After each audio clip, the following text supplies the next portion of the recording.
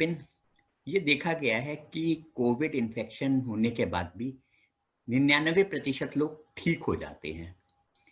जैसे कि सूचनाएँ हैं, जैसे कि खबरें हैं कि कोविड इन्फेक्शन धीरे-धीरे केसेस भी कम होते जा रहे हैं। और ये भी माना गया है कि जब बहुत ज़्यादा इन्फेक्ट हो जाते हैं, जैसे हिंदुस्तान में भी बहुत सारे हो चुके हैं, तो सारे समाज में जिन्हें नहीं हुआ है, उनके अंदर भी इम्यूनिटी आ जाती है, जिसे हर्ड इम्यूनिटी कहते हैं। तो इन तीनों को तथ्यों को ध्यान में रखते हुए मौजूदा हालात में वैक्सीन लेना कितना आवश्यक है?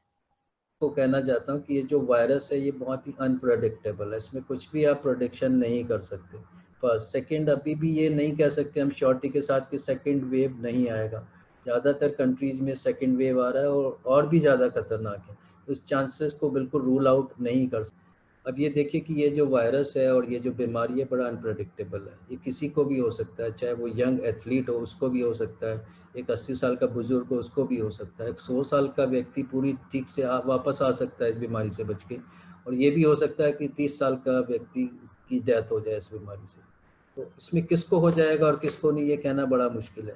तो हमको रिस्क इसमें बिल्कुल भी नहीं लेना है। अगर आप रिस्क लेने को तैयार हैं कि मैं चाहे कुछ भी हो जाए मैं डेथ का सामना करने को तैयार हूँ, और मैं तो ये बीमारी से लड़ने में ज़्यादा वो रखता हूँ, तो आप वैक्सीन को बच सकते हैं।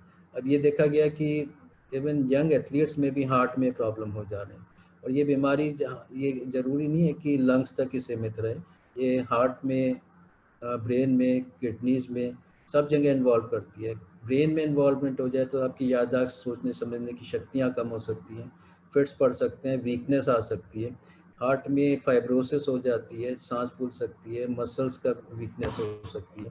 इसी तरह से लंग्स में तो करती है, ये फाइब्रोसिस लंग्स की हो जाती है और आपका सांस फूलना, खांसना, बना रहना, दिक्कत होना चलने में, ये सारी सब हो सकती है दिक्कतें।